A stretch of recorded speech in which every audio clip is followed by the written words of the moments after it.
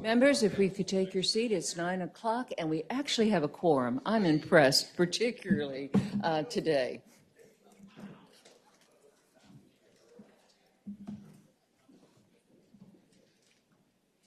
But as you will notice, of course, the audience is a little thin compared to what we normally have on a Monday.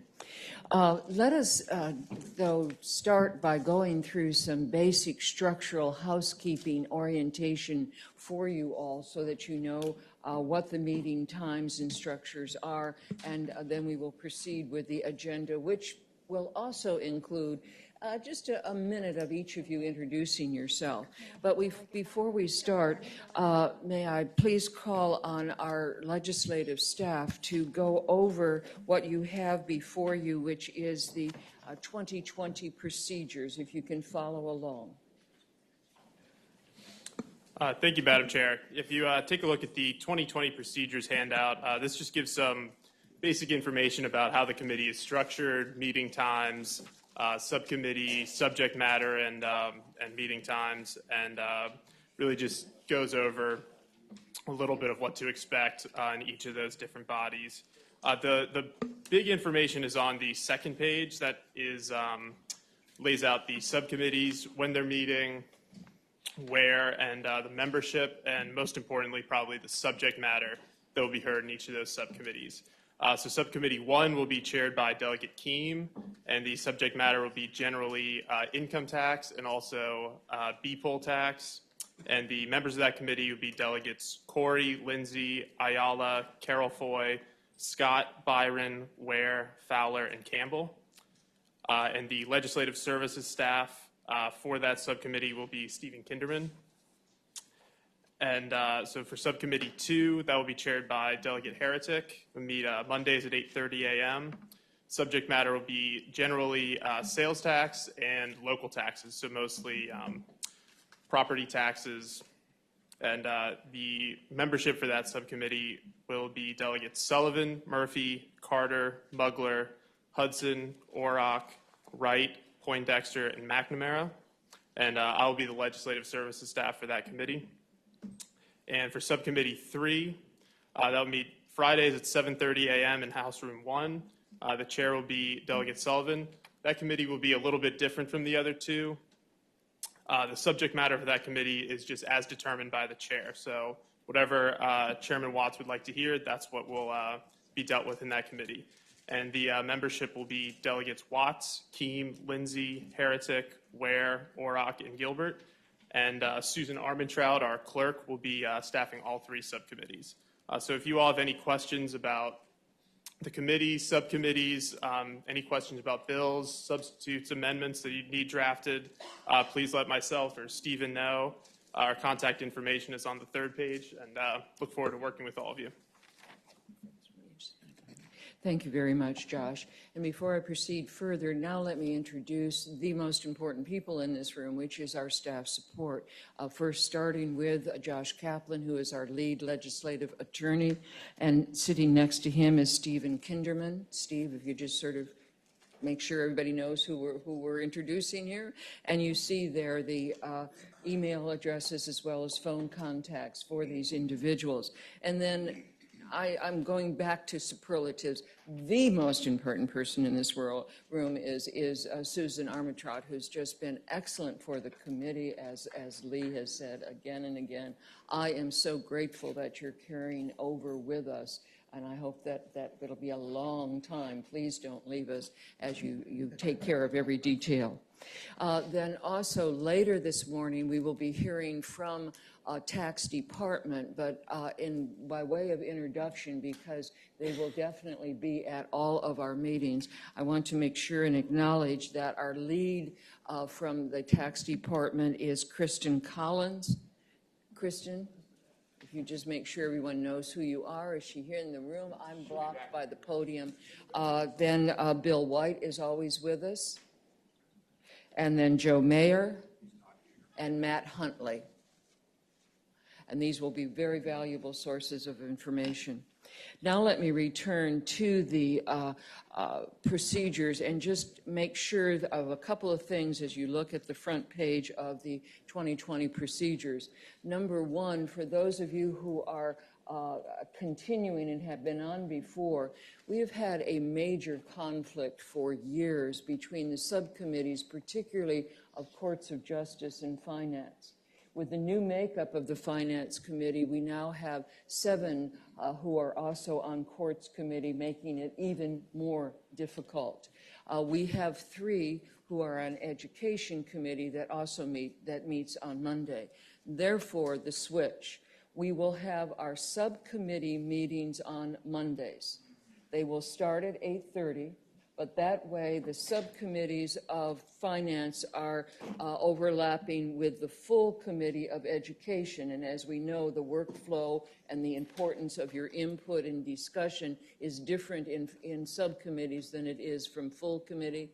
The same advantage then will exist on Wednesday as we switch from a half hour after adjournment. We will have full committee of finance, and then the subs of courts will be overlapping to the degree that we don't finish our business on time. But I think this will be much better for all 3 committees as far as having full input and background that you have. The other thing that I want to emphasize is on the second paragraph of the 2020 procedures. And again, we have 8 new members. Many of those who have been here a long time, you say, well, of course, Vivian.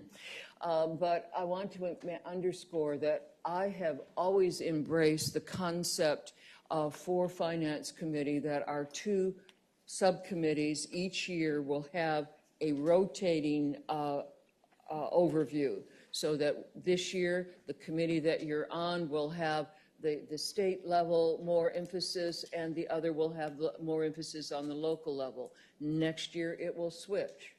And the reason for that I will address in just a few minutes is very definitely our responsibility as far as the entire tax system, rather than just being specialists in any one given area. The second thing that I would emphasize is at the end of the overview of the 2020 procedures, and that is usually a bill is placed on the agenda only if tax department has provided a fiscal impact statement for it. We will try to observe this in every single case, and it's going to be extraordinary if it is not observed. For those of you who are new on Finance Committee, those fiscal impact statements are absolutely invaluable because it's not just what the projected revenue may or may not be. Notice we're talking projections, so I'm saying may or may not be. But it's also, it always includes a significant background in trying to understand not only how that source of revenue may be administered, but what its history may be and other important information. So make sure that you pay full attention to those fiscal impact statements as you prepare for your finance subs and full committee. Now, having said that, I would like to just take a few minutes. I'm going to take more than a couple of minutes, you know me, and followed by introductions by each of you of yourselves. But I just wanted to say a few words about my history in tax, because I do think that it has sheds some light on what I hope this committee can accomplish as we meet together over the years, and I will emphasize S for years. I started down this route a long, long time ago, and now I guess, and I got to watch my clock, but when I came out of college, there absolutely were not professional opportunities for women. And I'd like to believe that everything I did as an active citizen was because I really, really believed in the importance on what I was working for. But I quickly came to understand that the way in which my brain was wired, that the most important thing I could do for schools and for human services and for mental health, those things that I cared so much about, was to begin to tackle our local budget. And it wasn't very long before I realized that you can't raise taxes, you have to expand the tax base.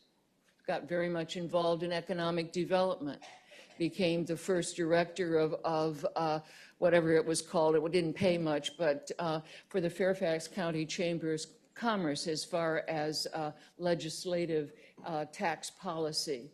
From there, eventually came into, not too long actually, was in the General Assembly, and after 4 years, was persuaded to leave the General Assembly and became Secretary of Transportation and Public Safety. Why? Because infrastructure is critically important to economic development, which is critically important to all of those other services of government that we care about. So this is the kind of progression that I have had, and I hope that as we all introduce ourselves, your component of that will come forward as to how our tax system works. But before I go into that, let me say just a few more words about philosophy for this committee. In that process, and it goes way back to my initial tax work as a citizen, and by the way, I'm sorry, but 15 pages, single space with footnotes type of research, realizing that there is absolutely no fair tax. I can argue up one side and down the other about every one of them and what their problems are, whether or not they are regressive or too complex, or they don't pick up the right users of services, or they let out-of-state people off, or whether they have a negative effect on economic development, or obviously they're too high. But before I go on from that, I was looking last night for that quote that comes from Chief Justice, from Oliver Wendell Holmes, Chief Justice of the Supreme Court, taxes are what we pay for a civilized society, and ran into this on the internet, which I have left at each of your desks. And you will notice one of those quotes, and this will be your challenge as and members of this committee, are not only let's keep a sense of humor, as I see Bobby smile over a few of them, but I also like the fact that down on about the fourth from the bottom, it says, from Albert Einstein, the hardest thing in the world to understand is the income tax. And that will be your challenge. And it's also one of the reasons why, quite frankly, we have more members of courts than have been on this committee before. The structured thinking, the complexity of our tax law, not just thumbs up, thumbs down about whether it raises or lowers revenue, but how it is administered, all of the complexities of precedent and legal opinions, et cetera, are our charge as well as a committee of this legislature. Now, having said that, let me just give one other major perspective for me, which again goes back to those citizen days in trying to fund local education and all of our local services. I'm going to reemphasize, there's no fair tax. We've got to concentrate on a tax system and counterbalancing all of the impacts of the various taxes. And to do that, we have to understand local taxation as well as state taxation, because here we are in a system where certain taxes are allocated to the state level, certain to the local level. We have got to look and be cognizant of how they interface with each other. Next Wednesday, we will have the briefing that I had planned to start this meeting with. Not that the briefing we're going to have isn't also extremely important and is traditional, but the briefing that we will have Wednesday will involve 4 different people presenting on the tax ramifications of the school funding formula, so that you all understand as you're dealing with local taxes and how they might be modified, changed, et cetera, how that ripples through the state's decisions in the amount of money that goes to each of our local jurisdictions. So tax system is what the theme is for this committee, and I welcome each of you who are absolutely can't wait to get started on solving things for Einstein, right? Now, if I may, can we now go around, and I am going to, for reasons that I think it will kind of help us all understand who's on the committee, I'd like to go in order of seniority on the committee so that, again, we know how many years people have been laboring at this. And it turns out that Bobby Orrock and I have the same number of years of service. His continuous, mine had a little break in the middle of it. So Bobby, may I turn to you as the senior member to introduce yourself, what you represent, and that part of your background that really applies to this committee. And then finally, very briefly, 1 or 2 words, if I really wanted to get to know you and I came into your office and asked you about something that you would just get so excited and wax, and I'd have to stop you, whether it's the name of your dog or whether... There's so many areas. If you stop me, yeah. And by the way, for me, that would be skiing. Ask me about skiing, and you're now going to walk away after 15 minutes saying, oh, please. Madam Chairman, first, thank you for telling us what not to talk to you about. But I have a picture. And having never skied a day in my life, I don't think that'll be a problem. It's all good. Thank you, Madam Chairman. And for the record as well, in seniority, if we were the same, as you know, back in those days, it was alphabetical. So I would have been ahead of you in seniority. Oh, I know. That's why Cox has the number 2 and I'm number 3. But good morning, Madam Chairman, members of the committee. My tax expertise is the fact that for 41 years I've been paying them. You can do the math age-wise and getting married in 22. I have had the honor of serving on this committee. I'm not sure how long, but for quite a few years. And so seeing a myriad of the issues, only other background in it, I guess, would be that back in the day watching my father as he served on local government, it gave me a greater appreciation for what we do here and its implications on local government. At the end of the day, we have to keep their trains running just the same as ours because the citizens rely on all. I'm a retired public school teacher after 39 years. Some wish it had been earlier. Other than that, I'm a part-time radio disc jockey. That might be the area that we talk about the most. So avoid that when you come into my office. And it's just looking forward to working with you, Madam Chairman, and all the members of the committee as we go forward. Thank you. Thank you. My district is, by the way, I guess I'm supposed to give my district. I represent most of Spotsylvania County geographically and a little bit of Caroline, which is good because I live in Caroline, so that worked out well.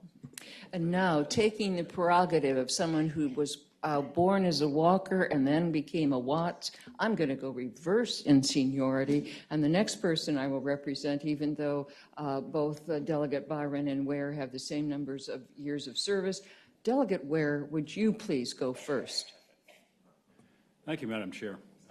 I have served in the legislature since '98 and have served on the Finance Committee. I think since that time, it's now beginning to be shrouded in the mists of time.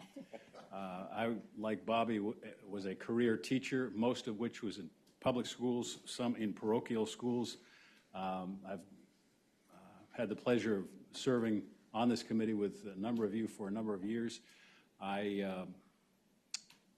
see, what else? I'm married to an accountant, so I do, I get a little bit of the chat about this at home, but not a whole lot.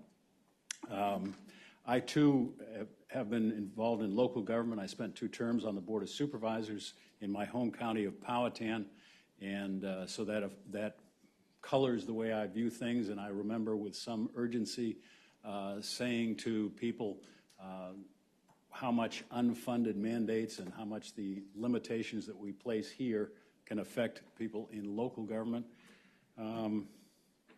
I have skied, but not very much recently. I enjoy hiking. The place where I get, I guess, the greatest joy is up in the Adirondack Mountains of way upstate New York. And I guess those are the things that I would mention at the outset, Madam Chair. Great, thank you. And you represent the area? I represent the 65th District, which is all of Powhatan. Midlothian is where the largest share of my voters are in Chesterfield County, and then portions of Goochland and Fluvanna counties. Thank you, Jim. Delegate Ware and Delegate Byron. Thank you, Madam Chair. I'm Kathy Byron, 22nd District. I cover parts of the city of Lynchburg, part of Campbell, part of Franklin, and part of Bedford County. I, as well, have been in the legislature since '98, a few days before Lee came. so I'm going to claim a little bit of seniority over him when I can. Been serving on finance for as long as I can remember, so we certainly, most of our expertise, I think, comes from listening to bills that, while you might think you have a unique bill, we've heard it before probably, most likely in the past, maybe just a little bit of a different change or flavor to it, but many of the issues stay the same, which is very helpful in trying to deliberate them. Also a small business owner for over 35 years now, so I've certainly filed enough business taxes and seen changes in the business tax code and unemployment and all the above to get a good taste for the burden that is on our businesses and some of the administrative work. If you pass my office and I am not there, you'll most likely see Max, one of my dogs, sitting in my seat, and he likes to keep my seat warm while I'm gone. I have 2 dogs that have been known to, they're used to coming to my business, so they do come to the Capitol with me. And little Jake is my small Maltese, and the Maltese Shih Tzu is Max. So they rule the house and rule the Capitol when I'm here. Thank you. Thank you very much, Kathy.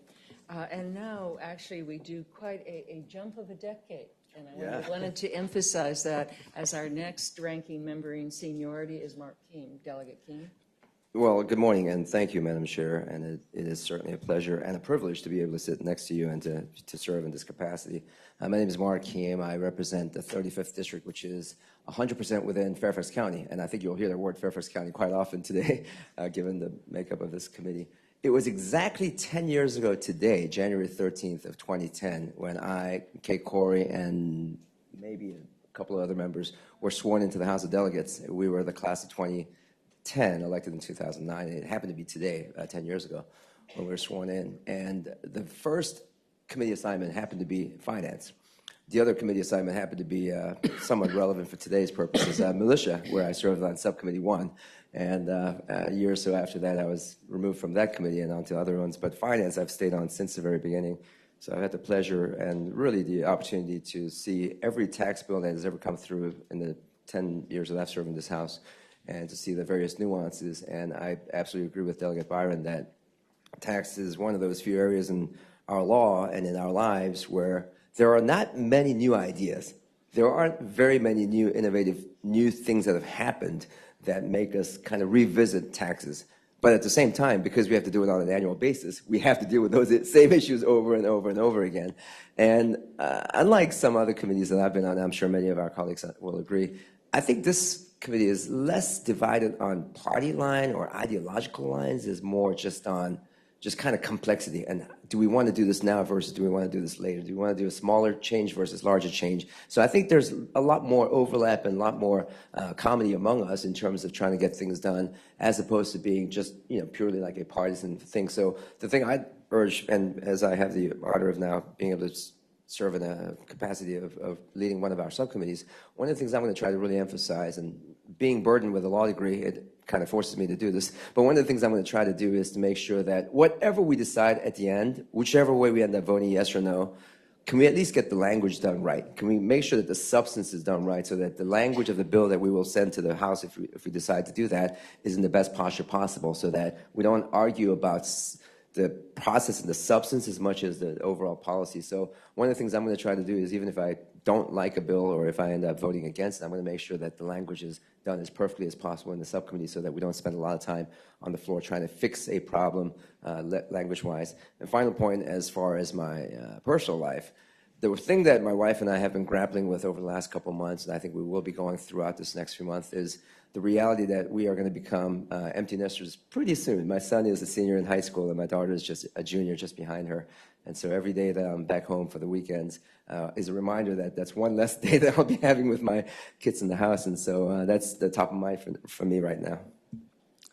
Thank you very much, and thank you for that emphasis. I couldn't agree more. And now, in my own version of seniority on this committee, again, reversed alphabet, Delegate Sullivan. Thank you, Madam Chair. Good morning, everyone.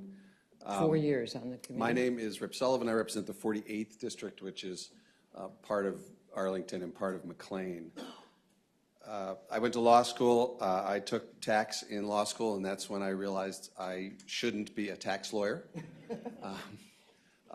And with all due respect to my law school professor, probably everything I know about tax I learned from Chairman Ware, who has ably led this body since I've been on it. And I just want to say it was a privilege to serve under Chairman Ware on this committee. But I'm looking forward to your chairmanship, Madam Chair. If you walked into my office, I'd probably spend as much time as you'd let me talking to you about my new grandchildren. Like any new grandparent, I got pictures of them everywhere, and I'm quite proud of them. So come on up, and I'll tell you all about my grandkids. Perfect. And then the next one who came in 2016, Kay Corey, Delegate Corey. Thank you. Thank you, Madam Chair. And I am delighted to serve again on finance, especially with you as chair. However, I want to echo Delegate Sullivan's compliments to Chairman Ware. Delegate Ware, you always worked so hard to be sure committee members understood what in the world was going on. And I guess a lot of it is your teaching background, but you did a really good job, and you taught me a lot. Thank you very much. As Delegate Keem said, we were the class of 2010, and how many of us are left? Not that many. Yeah, not that many. Not that many, right, yeah. But it's great to sit next to you, Delegate Keem. I represent Falls Church area of Fairfax, and my orientation of tax, and some of you know this, is because mostly comes from not my professional career, which was project development and oversight for low-income programs for low-income people mostly. It comes from being on the Fairfax County School Board for 10 years and understanding taxes from the point of view of funding education. So perhaps I will learn a slightly different point of view because Chairman Watts has emphasized that in the past, the Finance Committee has not really looked that much at income in terms of balancing what we do with appropriations. So I look forward to learning that balance and participating in finance for, I think, the 6th year. Thank you. Thank you. And then next on committee seniority is Buddy Fowler, Delegate Fowler. Thank you, Madam Chairman. Delegate Buddy Fowler from the 55th House District, which is majority of that district is Hanover County. It includes Spotsylvania and Caroline County. Let me see. I believe this is my 7th year now on finance. Before I came down here, I've worked in the private sector, and the fact that I can fill out my own taxes, and partially, one of my academic pursuits was the dismal science that the former Speaker House said, man, you're eminently qualified to serve on the Finance Committee. And so like Delegate Sullivan, Patsy, my bride, and I have a couple of grandsons who are very precocious, and we obviously spend a lot of our time there, and we're also blessed with 3 children. When I'm not here, if anybody looks at my Facebook page, they'll usually see I'm either in the woods or the waters of the Commonwealth, or maybe perhaps in the eastern 2/3 of our great country, in pursuing either rabbits or birds or fish of some sort. Again, it's a privilege to be on the Finance Committee. I look forward to serving with you, Madam Speaker, and the rest of you. And again, I just also want to give a shout out to Speaker Ware, who did a great job of providing me, Chairman Ware, of giving me a pretty good start on the committee. So thank you, Chairman Ware. Thank y'all. Thank you very much. Should I say Speaker Fowler? Yeah. Appreciate it. And now that we're turning to the class of people who have had one term on Finance Committee, and let me start with Kathleen Murphy, who is a returner who was on, off, and now back on. By request.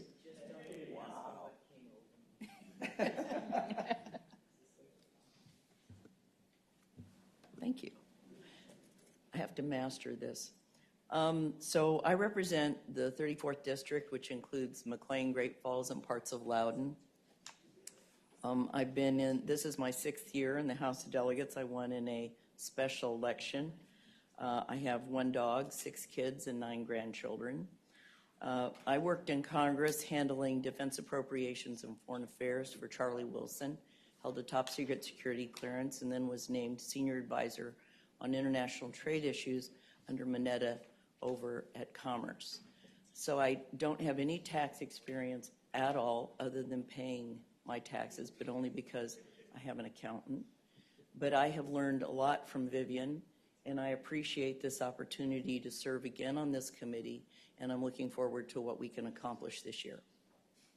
Thank you very much, Kathleen. And I think reverse alphabetical, we now return to Joe McNamara. Thank you, Chairperson Watts. I'm Joe McNamara. Chair, whatever, please. Whatever is comfortable sorry, for there we you go. is comfortable for me. I'm Joe McNamara. I represent Salem, Craig County, part of Roanoke County, part of Montgomery County. I am perhaps as excited as Chairman Watts to be on this committee. I am a CPA, although perhaps more importantly to many, I own ice cream stores, 2 ice cream stores. One in Main Street, one area of the populous part of my district, one on Main Street in the other populous area of my district. So also, those that were on finance last year probably are aware that usually I show up with goodies on the Monday mornings. So if you didn't get goodies today, please make sure you get some. My wife is a wonderful cook and sends me with food every Monday. The fact that full committee doesn't meet anymore on Mondays, I would say that you may want to talk to the chairman about trying to get on subcommittee too, because that's where these goodies will be showing up now.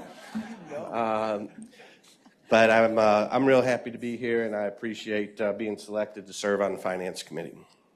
Thank you so much, Joe. I believe the next person to be recognized is Steve Heretic, Delegate Heretic. Thank you, Madam Chair. Steve Heretic, 79th House. I represent portions of Norfolk, Portsmouth, and Chesapeake. I think this is my 5th session on finance. Like Delegate Sullivan, my legal background in taxation is not perhaps what one would hope, but having served on local government for a fair amount of time before coming up here, I'm keenly aware that the smallest things we do here sometimes have very large consequences by the time you get home with the bill. So I'm looking forward to that. I'm also looking forward to being the chair of the subcommittee with Mrs. McNamara's home goods coming in every Monday morning. So with that, I am looking forward to serving, and it's going to be an interesting year. Thank you. Thank you very much, Steve. The next person I will recognize is Lee Carter. Delegate Carter. Thank you, Madam Chair. I'm Lee Carter. I represent the 50th District, which is the city of Manassas and parts of western Prince William County. This is my 3rd year in the House and my 3rd year on finance. The one thing that I could go on forever about is trains, and the Speaker has made the mistake of putting me on the Transportation Committee, so I will get to do that a lot this year. Thank you very much, Lee. And the next person is Hala Ayala. Delegate Ayala. Good morning, Madam Chairwoman. Good morning, everyone in the audience watching. I'm Delegate Hala Ayala, serving Virginia's 51st District. This is also my 3rd year in finance. I look more to growing and experiencing the world of taxation as I have in my first 2 sessions. It was certainly enlightening, educational, and has become very important and amplified. As a working mother of 2, sometimes you have to rob Peter and pay Paul. Do not repeat that in any type of media context. I don't mean it in that way, but what I mean is that you're always looking to save so that you can pay for the things that you need. And as a parent, I bring that to the table. Also, I don't have a finance background, but I have worked in finance capacity for the Department of Homeland Security, managing over billion-dollar budgets for contracts, things of that sort in the Department of Defense. So with that, I look forward to serving with all of my colleagues, and thank you so much for this opportunity. Look forward to it. And the next, now we are looking at the 8 members who are serving on finance for the first time as an assignment. And the first one I'd like to recognize is Tommy Wright, Delegate Wright. Thank you, Madam Chair. My name is Tommy Wright, and I represent the 61st District, which includes Amelia County, Cumberland, Nottoway, Mecklenburg, and most of my home county, Lunenburg. It's a pleasure to be on this committee, and I look forward to serving. Also, I enjoy things such as hunting and fishing and hiking, riding my four-wheeler, being with my family, traveling, things of that nature. I feel like that my experience in the grocery business, which I was in until I retired from that, it was a family business which we started and built it from the ground up and ran it for 40 years. And due to the economic situation, I had to close it several years ago. I think that will bring a perspective of the business community, and also serve on local government and on the Board of Supervisors. And so I think that I look forward to bringing that perspective as well, and look forward to serving on this committee. Thank you very much. Thank you very much. And then next, I'd like to recognize Don Scott as our new member. Delegate Scott, I hope this is the first time you've been addressed as Delegate Scott in committee. In committee, yes, ma'am. In committee, Thank you yes. very much. It's a pleasure to be here. Thank you, everyone. Good morning. My name is Don Scott. If you ask me what I might wax poetic about, first of all, it's probably going to be, I love to play bridge. Don't tell my wife or my daughter. I love them too, but I love to play. But I love to play duplicate bridge. I like the academic pursuit of it. It makes your memory sharp, and I enjoy playing it. I represent House District 80, which encompasses all of Portsmouth. I mean, not all of Portsmouth. Excuse me, Steve. Almost all of Portsmouth, Virginia. And I'm the immediate past chair. In fact, I chaired the very last meeting in December of the Economic Development Authority in Portsmouth. So I understand what the impact of taxes can have on a locality and how it may impact our ability to grow. And Portsmouth is one of the areas that I think definitely needs some investment, I'll put it that way, and to make sure that we have good tax policy to help it grow. So I'm thankful to be here. I'm an attorney in Portsmouth. I'm in private practice. I'm married to a dentist who is also has her own business. So we understand as small business people that I'm going to be watching very closely what we do here to make sure that we don't adversely impact people who are in small business. Thank you. Thank you very much, Delegate Scott. And now let me recognize Charles Poindexter, Delegate Poindexter. Well, thank you, Madam Chair. Good morning.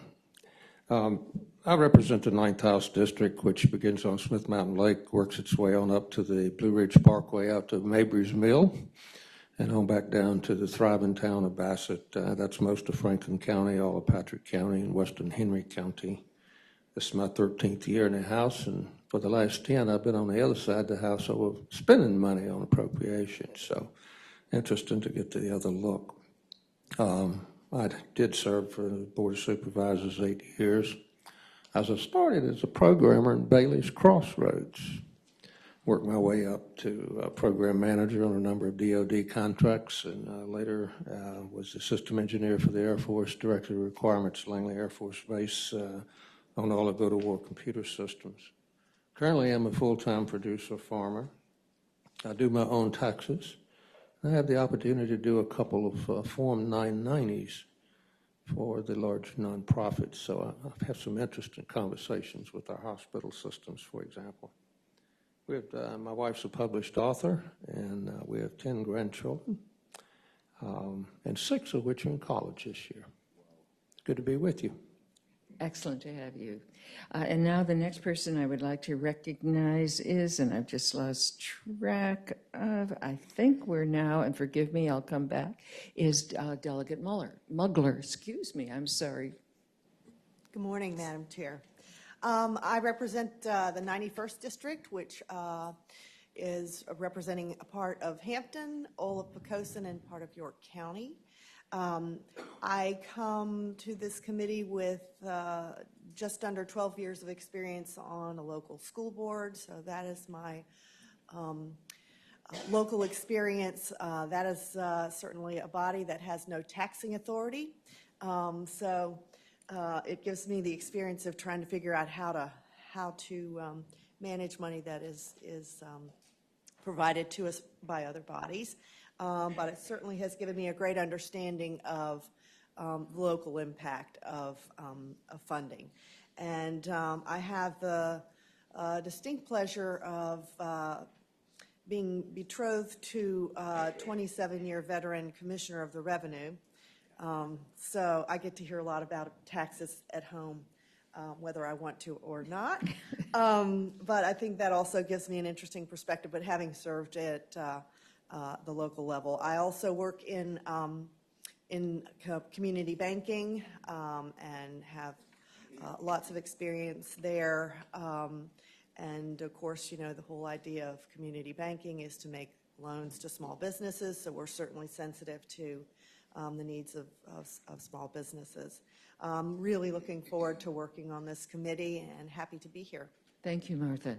And now I'd like to recognize Sally Hudson, Delegate Hudson. Thank you, Madam Chair. My name is Sally Hudson, and I represent the 57th District in Charlottesville and Albemarle County. I'm an economics professor at the University of Virginia with a background in labor and public finance, so I spent no shortage of my days buried in tax policy. I would say that the perspective I think that brings to this committee for me is a penchant for simplicity. Taxes are so often where government tries to encourage or discourage some kind of behavior, and I'm a big believer that people cannot respond to incentives that they don't understand. And so I will try to always err on the side of clarity and transparency so that our consumers and our businesses and all the vested interests can be responding to those incentives as we really intend them. And like Delegate Ware, I would almost always rather be hiking. And so if you want to talk to me about your favorite trail near you, I will always have my ears open. Excellent. Thank you so much, Sally. The next person that I would recognize would be Delegate Gilbert. And then the next person that I'd like to recognize is Jennifer Carroll Foy, Jennifer Carroll Foy. Good morning. Thank you, Madam Chairwoman. My name is Delegate Jennifer Carroll Foy, and I represent the 2nd District in Prince William and Stafford. So for me, my introduction to taxes happened when I was about 10 years old, and my grandfather said 2 things to me. The first thing he said was, there are 2 things in life that's guaranteed, Jen.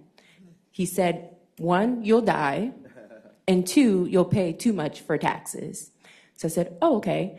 And then the second little tidbit he shared with me is during tax time, he would always complain, and his favorite saying was, I hate it when people say I pay taxes because people take taxes. So I'm sure that he'll be really excited to know that I ended up on the taking committee. So life's pretty funny that way. But I'm really excited to be here and learn as much as I possibly can about taxes. So I want to thank you for the opportunity. I look forward to working with everyone. Thank you very much, Delegate. And then finally, we will be joined, I believe, after the announcement is made today, by Ronnie Campbell, who will be replacing our former member, Matt Ferris, because he has gone up to appropriations. And the tradition is that you never serve on both the spending and the raising committee. Well, it's just because they're always up there. And yes, but we provide the foundation. That's how would you like that? Again, I believe. Oh, excuse me. I'm sorry. As I go down my list, excuse me. I am so sorry. Please let me recognize. And now I'm. Oh, Ronnie, you are here. I'm sorry. What can I say? Ronnie, please introduce yourself, and my apologies for Well, considering I found out about this about 60 minutes ago, I can appreciate your position on this. I'm Delegate Ronnie Campbell from the 24th District. Thank you, Madam Chair, for introducing me. The 24th district is parts of Augusta County, Rockbridge, Amherst, and Bath, and the cities located therein. I spent 2 terms as a supervisor, which was a total of 7 years, and I spent 10 years on the local school board. Retired state trooper. My wife is in banking, and she manages our finances, and I pay to get my taxes done every year.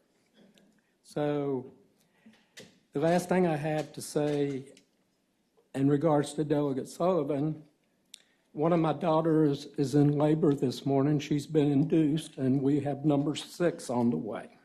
Hopefully by the end of the day, I'll have another grandchild.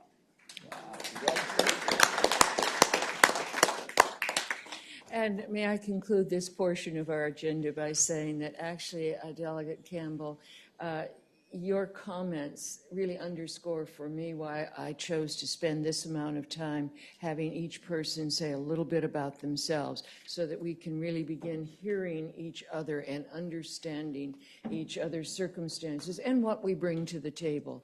So again, I am all the more excited about the opportunity that this committee represents. And now let us return to the agenda, and I thank so much the patience of our secretary as well as tax department for our much needed and traditional overview of what our financial situation is, and particularly the tax conformity legislation that many of us were so deeply involved in last year. And with that, I would like to start by recognizing Secretary Aubrey Lane, again, a CPA, and quite frankly, over all my years of service, one of the best secretaries as far as really being focused and constructive as we meet the challenges of governing. Thank you, Madam Chair, and I look forward to working with all you new and old members as we go through this current year.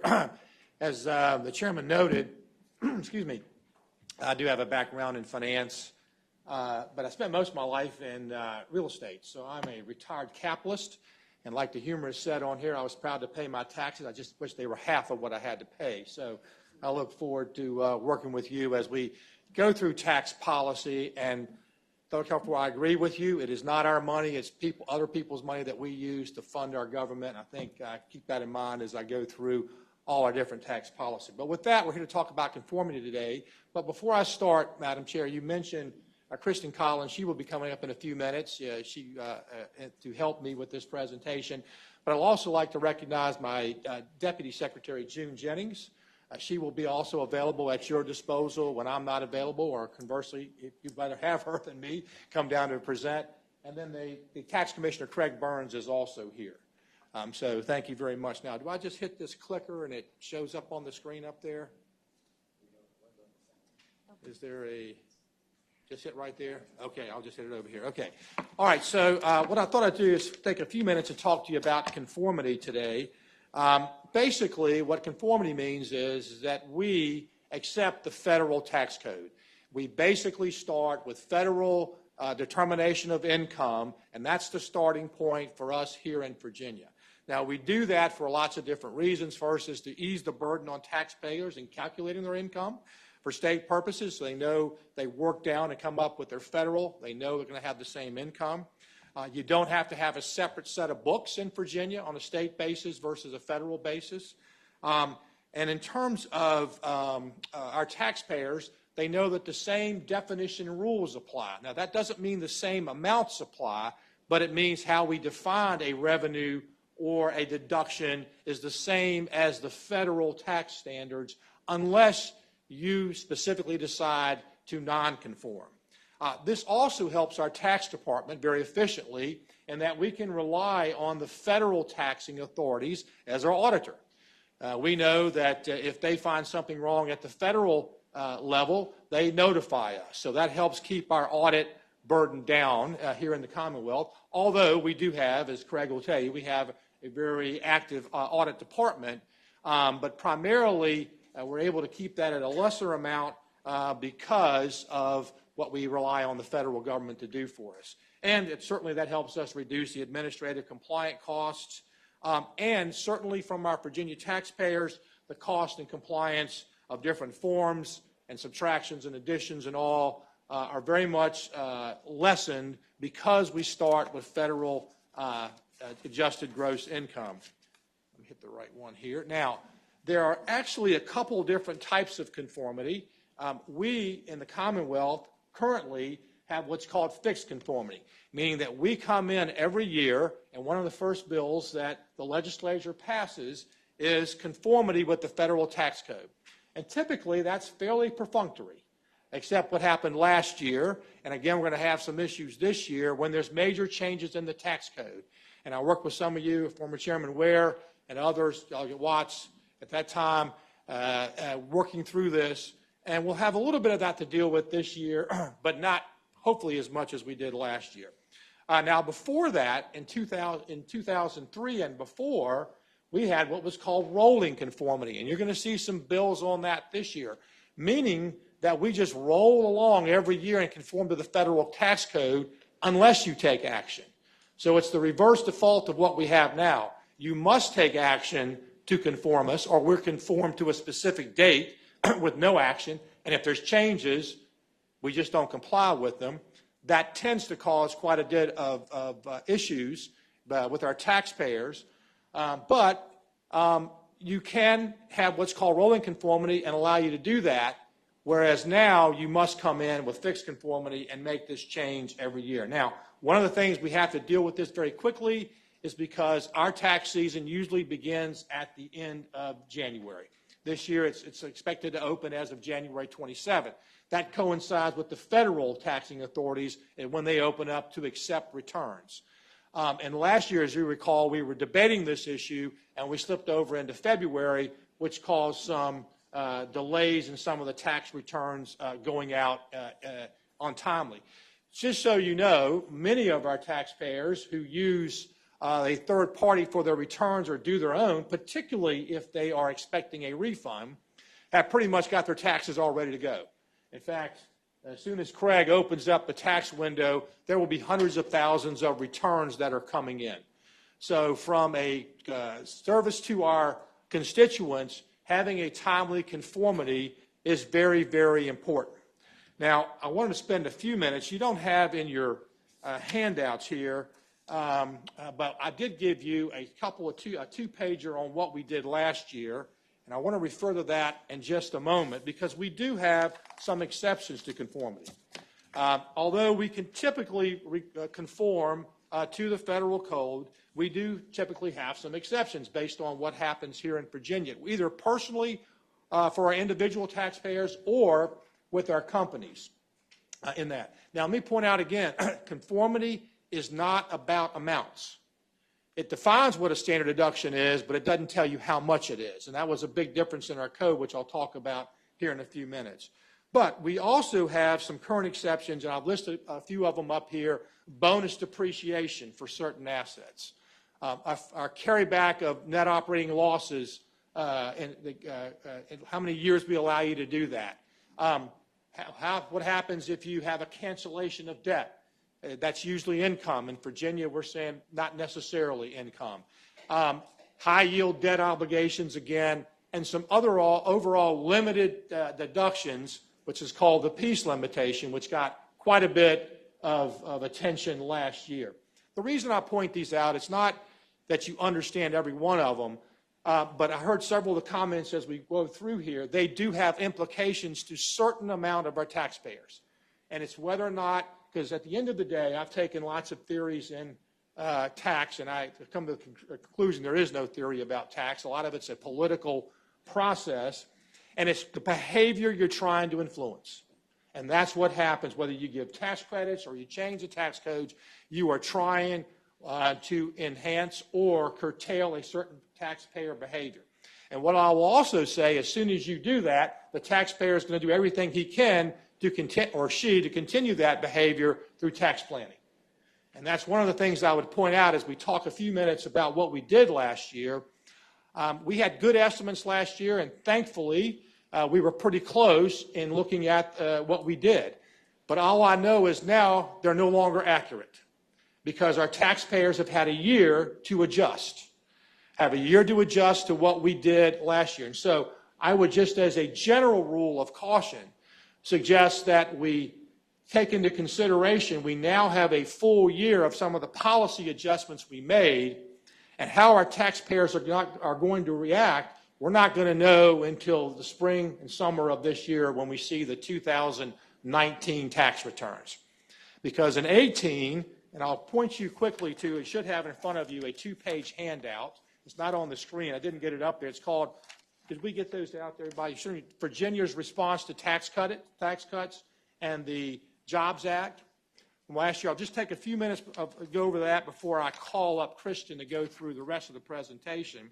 But just to remind you what we were dealing with last year, in the previous year, the federal government, under the Tax Cuts and Jobs Act, did a fairly substantial change to federal income taxes, the most significant change since 1986. Now, what made this different was it came about in about 6 weeks. If you go back to 1986, there were public hearings and there were all kinds of other input for 2 years before the change was made. This happened pretty quickly with a new president, new Congress, and putting these provisions through. Not suggesting they weren't good or not. I'm just suggesting to you they happened pretty quickly at the end of the year, and taxpayers did not have a chance to adjust. So what we basically decided to do last year, the General Assembly did, working with the governor, is to conform pretty much to 2018, what the federal government did, and take action going forward for tax returns for 2019 and give back money for those individuals, and I shouldn't say for those who were impacted because everybody got a refund back last year, that generally related to the amount of tax that Virginia got over and above from not from economic activity, but from tax policy back to taxpayers.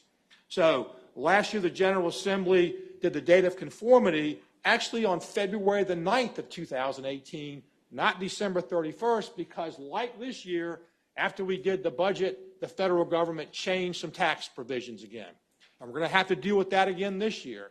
Our budget that we put down is as of December 20th and conforms to where we were last year, or December 18th, I guess, when we put it down. 2 days after we put it down, Congress passed some additional extenders, which Christian's going to go through, that will have fiscal impact if you choose not to comply or comply with them. It goes both ways. But the key I wanted you to keep in mind is that our budget that we presented, the governor's budget, is where we were ended last year. So there could be some changes that you may want to do, and there's legislation I know that Delegate Watts and others, Chairman Watts, have put out that will have to be considered as we look at conformity going forward. So that's where we were last year. It was done in early February with an emergency clause. To get this, if you all know, with an emergency clause, it becomes effective upon the governor's signature. And that was necessary to give our taxpayers the ability to file their returns. I recall there were well over 1 million returns that we had collected we couldn't process because we were waiting on us to come up with what we were going to do with conformity last year, which is one of the reasons, and I see she's here, Emily Walker with the Virginia Society of CPAs, is going to be lobbying you this year for rolling conformity. And I would just say the governor takes no position on that. It's just whether you want the default to be you have to take action or you pretty much just say, I'm going to roll along with the federal authorities. So that's what happened last year. And the tax policies that were basically changed for the current year, refunds were decided to be giving. So in August, starting in August, September of last year, we issued refunds, and this is on the second page, of about $430 million to individuals. If you were single, $110. If you were a married taxpayer, $220. And that money was given back to offset the impacts that happened for those tax code in Virginia for 2018. I'll just mention here that all those refunds were given out, and many of our constituents now have the money in their bank accounts. But we also made some other changes, and that was to impact policies going forward. The first one was Virginia's standard deduction. Everybody knows what a standard deduction is. Instead of you itemizing your deductions, you can pick a standard deduction. That was increased from $3,000 to $4,500 as a single taxpayer and from $6,000 to $9,000 as a married or combined filing. We also allowed Virginians to have the full deduction of their property taxes. So you're at the federal level, your property taxes and state income taxes are limited to $10,000. Not in Virginia. You can take the full amount. One of the things that we also did was not comply with the PEAS Act.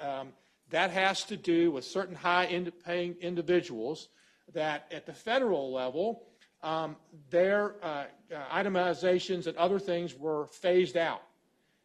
And the new tax law said you don't have to phase those out anymore, but Virginia kept those in place.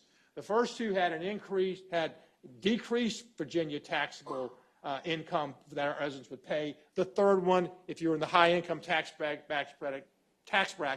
did increase it. So that was the policy going forward, and now we'll see what 2019 does as we look at what the revenue collections will be for the Commonwealth from taxpayer behavior. I'll be presenting tomorrow in front of Senate Finance and Appropriations and in front of the House Appropriations on Wednesday, and I'll be talking about that because January and April of this year are going to be very important. Those are the final estimated payments for individuals and the final payments for their tax returns. We're going to know what those changes are, but we won't find out here for a few months. So that's really what conformity is, what we did last year. And with that, I thought I'd bring up Kristen, who will be in front of you a lot, to take you through the bills that are out there and some specifics about this year. Thank you, Mr. Secretary. And before Kristen starts her presentation, I would want to underscore, since it wasn't said quite as much as I had thought I would in our first remarks, those changes that were outlined, those three major changes on the standard deduction, the real estate tax, and the PEAS amendment, very definitely spoke to the issue of regressivity. And that is another thing that is part of our purview of impact of taxes and whether or not we are creeping towards more regressivity or more equalization of tax burden. And I wanted to underscore that as those changes. Thank you, Madam Chair. We'll all be available for questions at the end, too, as Kristen keeps going on. So thank you. Good morning, Madam Chairman. I'm Kristen Collins with the Tax Department. I'm the Policy Director, and I'll be seeing you a lot this session. So I'll just kind of quickly touch on the legislation this session that passed at the federal level, and I'll start with talking about Delegate Watts' bill, House Bill 1413. There's an identical bill on the Senate side that Senator Howell is carrying. That's basically a bill that is, like Secretary Lane said, generally pretty simple. It advances the date of conformity. Up until a few weeks ago, it seemed like it was going to be a very simple bill until Congress acted on December 20th. Congress actually passed two pieces of legislation on December 20th. The first is the Virginia Beach Strong Act, and the second one's called the Further Consolidated Appropriations Act of 2020, which I will refer to more simply as the Federal Extenders Bill. And Delegate Watts' bill, it contains an emergency clause, like Secretary Lane said, to allow taxpayers certainty when they're filing their tax returns. Oops. Uh-oh. There we go. So the first is the Virginia Beach Strong Act. Like I said, it was signed into law on December 20th. It clarifies that the Virginia Beach Tragedy Fund is entitled to federal tax-exempt status. It protects the tax-exempt status of organizations that make donations to specific families of the victims of the Virginia Beach tragedy. Generally under federal law, nonprofits are prohibited from making donations to specific people. It's more general. So this allows them to maintain their tax-exempt status and make those provide that relief to those families. The federal legislation also allows donors to claim a charitable contributions deduction for any donations made to the fund. And conforming to this would allow donors that make donations to this fund to also claim that deduction on their state returns. And we expect this would have a very minimal impact. So there doesn't need to be a budget amendment for that piece. The second piece of legislation, which was much bigger, passed the same day in Congress, is the Federal Extenders Bill. There are really four categories of provisions that I'll touch on that would have an impact on Virginia. The first is that it extends several expiring federal tax provisions, which I'll get to on the next slide what those are. The second thing is it provides tax relief to victims of certain disasters during 2018, 2019, provides tax relief to them. The third is it amends federal law regarding retirement savings and employer retirement contributions, which this piece actually doesn't, conforming to this piece doesn't really affect Virginia law. It's more an impact on taxpayer behavior, and I'll get into that briefly in a minute. And then it makes several other miscellaneous changes, most of which have small or no impact on Virginia, but it does correct several drafting errors within the Tax Cuts and Jobs Act, so conforming to that's important to provide simplicity for taxpayers so the same rules apply when filing their state returns. So there were a number of provisions, like I said, that expired at the federal level that Congress has extended. They typically have an extender's bill every year to expiring deductions or tax credits, some of which impact Virginia, some of which don't. For example, the tax credits don't generally impact Virginia, but things like deductions do. The four biggest ones are listed here. The reduction of the floor for the medical expenses deduction. So this was an issue the last few sessions. 2 sessions ago, the General Assembly deconformed from this provision, and basically, under federal law, taxpayers can only claim a deduction for medical expenses that exceed a certain percentage of adjusted gross income. So it used to be 7.5%. It was increased to 10%, which effectively reduced the amount of the deduction. In 2017, the General Assembly deconformed from this provision, and the General Assembly decided to go ahead and conform this past session. So because it has changed over time, this is an item that would need to be specifically adjusted for in the budget. The other extenders, including the other 3 listed here, are assumed in the general fund revenue forecast because Virginia has conformed to those for a number of years, and it's essentially burned into the revenue track. And those things are, 3 of the other big ones are an exclusion for discharge of indebtedness on a principal residence, the above-the-line deduction for qualified tuition expenses, and the ability to deduct mortgage insurance premiums, PMI. So those are the other 3 big ones that would likely impact your constituents. Yeah, and like I said, the medical expenses deduction would have a negative revenue impact. The other extenders have no impact because they're assumed in the forecast. And I have a chart at the end that will summarize the revenue impact of each of these things. The next category is a number of disaster relief provisions. It suspends some annual limitations imposed on charitable contribution deductions for disaster relief. Generally, people can't make contributions over a certain percentage of their income. This suspends those rules if somebody wants to make a large donation for disaster relief. Has special rules for casualty losses that essentially allows taxpayers who are impacted by these disasters to claim a greater casualty loss deduction on their federal return. And then there's some special rules for determining earned income for taxpayers in disaster areas that receive this type of relief for purposes of claiming the federal earned income credit and the federal child tax credit, which the federal child tax credit doesn't directly impact Virginia, but Virginia's earned income credit is tied to some of the federal rules for the federal EITC. So these provisions overall have a negative general fund revenue impact in 2020 and 2021 because a lot of it is a timing issue that affects things like carryovers for your charitable deductions. There's actually a small positive impact in the out years. So 2 other pieces, the retirement provisions, like I mentioned, the 2 main ones is a reduction in the minimum age for allowable in-service distributions that people can claim while they're still working, or take while they're still working, excuse me. And then there's also a change in the minimum age for required minimum distributions, and that age is increased. So those 2 do also have an impact on Virginia, but conforming to these provisions doesn't actually impact Virginia law. I just point them out because it's a pretty significant change on the retirement side.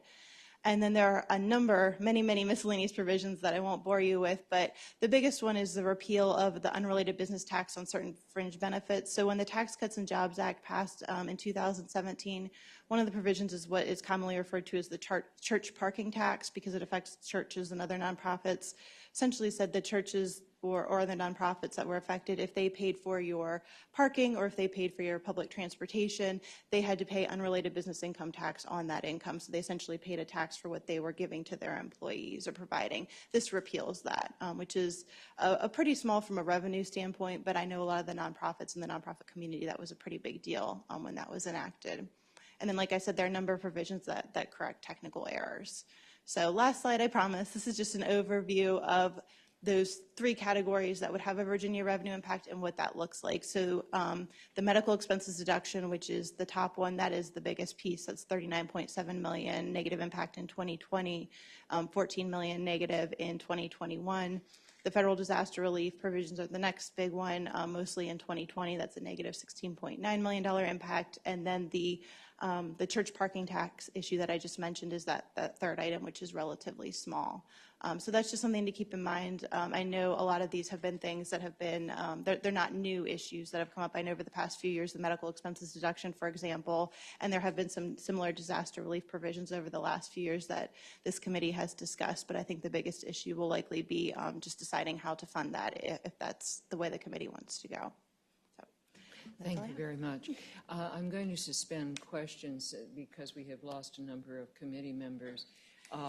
I assumed that my intention had been that we would be taking up the conformity at full committee meeting on Wednesday, but I will need to obviously look at this impact, which is almost $60 million, to make sure that we can proceed as we would have done in past years with more of a minimal impact. Are there any other concerns or questions, discussion before we adjourn? If not, again, I'm trying to remember what that standard line is, but let's go do it. Thank you so much. I look forward to the coming year. The committee will rise. By the way, and between you and I, we're now off. Okay.